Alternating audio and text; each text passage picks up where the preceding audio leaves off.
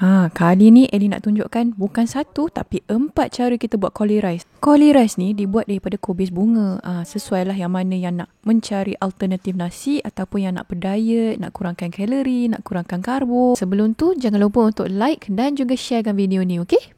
So benda yang pertama yang kita perlukan adalah kubis bunga tu sendiri. Lepas tu kita akan siangkan dia siap-siap. Dia akan potongkan dia punya batang dia ni. Kita akan buangkan yang belah-belah hitam dekat belah atas tu. Barulah cantik. Ada yang cakap kalau kata kita rendamkan sikit dengan cuka, nanti dia lagi cantik. Sebab Ellie nak cepat, Ellie tunjuk je lah macam ni ya. Lepas kita dah potong semua cantik macam ni, kita basuhkan dia. Basuhkan dia bersih-bersih. Lepas tu check lah juga dekat dalam tu. Sebab kadang-kadang ada encik ulat. Nampak tu. So, make sure korang check betul-betul So, bila kita dah check bersih apa semua tu, sekarang ni kita bolehlah potongkan dia jadi kecil-kecil macam ni. Supaya nanti senang sikit kita punya kerja lah. Untuk resepi ni, dia akan tunjukkan 4 cara untuk buatkan cauli rice ataupun kita panggil cauliflower rice. Cara yang pertama adalah kita nak pakai pisau saja. Siapa yang tak ada pisau kat rumah kan? So kalau kata pakai pisau ni, selalunya batang-batang yang besar ni Ellie akan potongkan tepi sebab nanti susah nanti nak mencincang dia. Yang batang besar tu nanti korang boleh lah buat sup ke apa ke kan. Kita potongkan yang dia punya kepala ni. Potongkan dia, cincangkan dia halus-halus sampailah dia macam ni. Cara macam ni sesuai untuk sesiapa yang suka cauli rice tu macam besar-besar sikit dan juga tak ada mesin lain. Cara yang kedua, kita akan pakai penyagat. Penyagat ni Ellie beli kat IKEA je. Korang nak pakai penyagat yang lain pun boleh. Kalau boleh tu carikan penyagat yang lubang dia besar-besar macam ni. Kalau kecil sangat nanti takut dia halus sangat lah pula. Sagatkan elok-elok takut terkena tangan pula. Sama juga macam yang pisau tadi tu, yang batang besar tu Ellie tak pakai. Ellie akan masakkan sup. Nampak tu. Lagi cepat kalau kita pakai penyagat ni dan dia lebih seragam kalau kita nak compare dengan potong dengan pisau tu. Nampak tu. Okey? So cara yang ketiga adalah cara menggunakan blender. Blender ni senang. Cuma korang kena potong dan masukkan sedikit air. Ni nak pesan. Kalau kata pakai blender kan, jangan pakai terlalu banyak air sangat. Sebab kalau kata korang pakai banyak air sangat, tak pasal-pasal nanti korang punya cauli rice tu nanti akan jadi berlendir. Kita tak nak cauli rice kita berlendir, berair macam tu tau. Seelok-eloknya sekering yang mungkin. Macam ni. Barulah nampak elok berderai, cantik je kan. Cuma itulah bila korang pakai blender untuk blendkan kubis bunga ni dengan sedikit air, dia renyah sikit lah.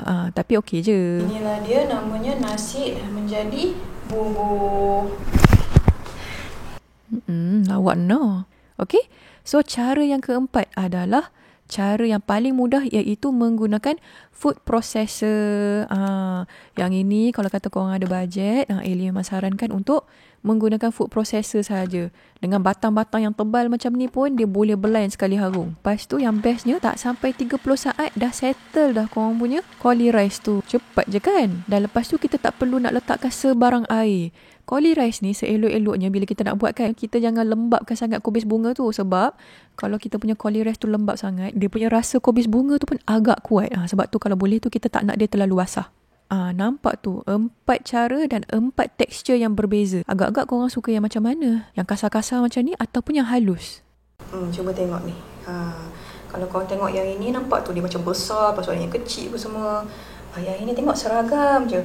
Cuma pasal penyagat ni, bila kita dah menyagat lama tu, tangan tu memang lembuh lah kan. Pasal blender ni yang Ellie kurang, yang Ellie tak berapa suka sangat tu sebab kita kena letak air. Bila kita letak air nanti, kubis bunga pula, cauli rice kita ni akan jadi lembab sikit. Kalau korang menggunakan kaedah kisar menggunakan blender, lepas korang blend tu, letakkan tepi dulu ataupun keringkan dia sebentar. Okey? Itulah dia 4 cara macam mana kita nak buat cauli rice.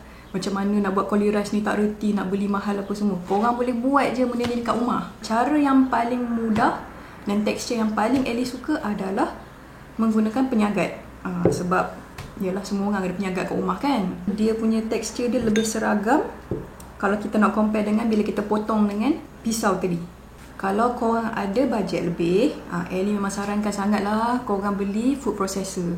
Bukan setakat nak buat cauli rice ni, macam-macam lagi benda korang boleh buat pakai food processor. Lepas tu yang bestnya, tangkai kubis bunga tu yang selalunya kalau kita pakai pisau ataupun penyagat, selalunya kita macam nak kena letak tepi lah, sebab kalau korang nak sagat tu sakit lah tangan, penat. Dengan food processor kita boleh kisar je semua benda. So banyaklah lagi portion kita boleh dapat daripada kubis bunga tu. Koli rice ni adalah alternatif yang sesuai, especially yang mana yang tak boleh makan nasi ataupun nak kurangkan karbo kan. Memanglah rasa dia takkan sama sebiji macam nasi tu. Janganlah korang buat koli rice tu nak expect dia rasa macam nasi. Memang korang akan hampa gila. Paling penting buat je dulu. Ini kejap-kejap korang DM, Kak, apa rasa koli rice tu? Macam mana lah ni nak bagi tahu apa kat...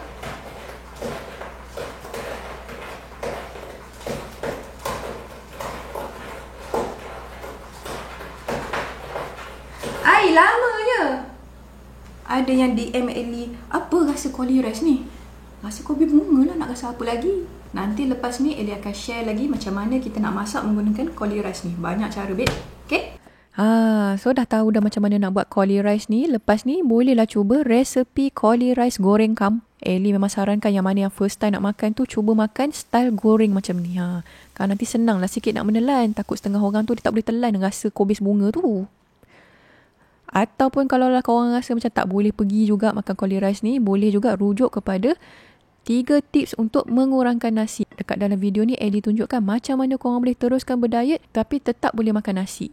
Dan selain tu Ellie tunjuk juga alternatif karbo yang seperti alternatif mi dan juga alternatif roti. Alright, kalau korang suka video tips yang macam ni, jangan lupa untuk like, share dan juga subscribe pada Basically, okay? Bye-bye!